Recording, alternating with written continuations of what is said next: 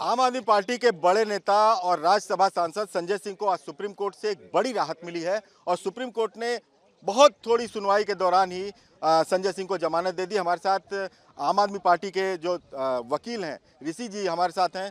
Sir, उम्मीद थी इतनी कम सुनवाई में इतना बड़ा फैसला हो जाएगा? देखिए, उम्मीद तो हमें थी और उम्मीद माननीय अदालत से हमेशा रहती है।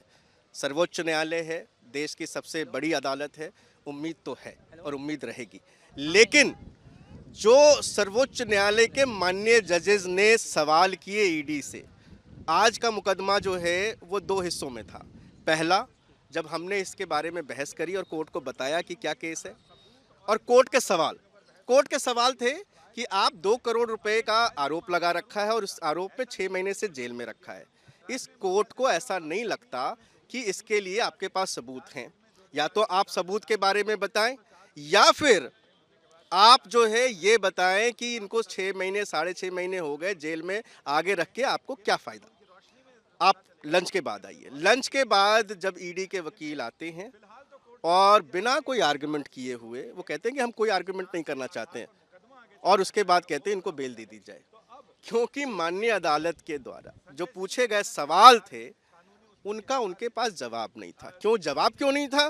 क्योंकि ये केस शुरू से लेकर आखिर तक एक झूठ का पुलिंदा जो इन्होंने तैयार किया।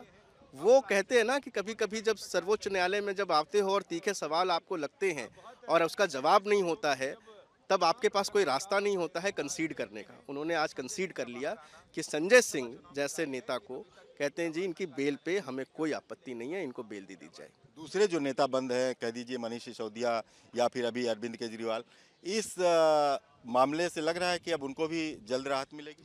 देखिए, ये नजीर बनेगा। देखिए, राहत देना माननीय अदालत का काम है, लेकिन जो एक चीज़ बिल्कुल बहुत प्रखरता से निकल कर आई है और जो कि एक तरीके से साबित होता हुआ दिख रहा है कि ईडी के पास ये सो कॉल्ड एक्साइज घोटाले के मामले में सबूत नहीं है।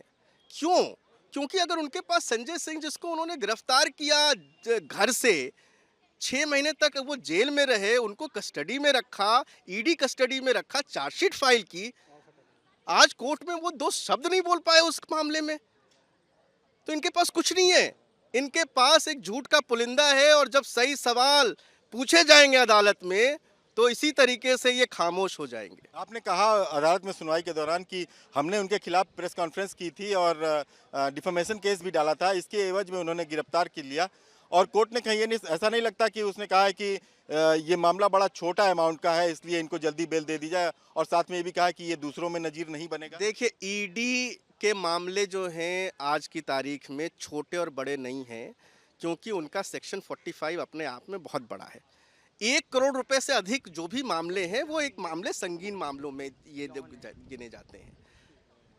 आज का बेल इसलिए दिया गया क्योंकि सबूत इतने काफ़ी नहीं थे कि माननीय अदालत को कन्विंस कर सके कि इनको जेल में रखा जाए। ये बात बिल्कुल तय हो गई, और अगर इनके खिलाफ सबूत होता तो ईडी जो है इसमें ज़रूर बहस करती, इनका बेल ज़रूर अपोज करती।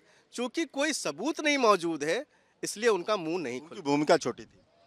भूमिका किसी की छोटी बड़ी नहीं है। इन्होंने तो इनके बारे में भी, जिस व्यक्ति को आपने घर से गिरफ्तार कर लिया, जिस व्यक्ति के खिलाफ आपने चार्जशीट फाइल की, जिस व्यक्ति को आपने 6.5 महीना जेल में रखा, जिस व्यक्ति के बारे में बताया कि ये भी किंग पिन है, वो भी उस एक्साइज स्कैम सो कॉल्ड का हिस्सा है, उस व्यक्ति के जमानत पे आपकी खामोशी क्या बताती है कि आगे लोगों के भी उम्मीद बढ़ी है।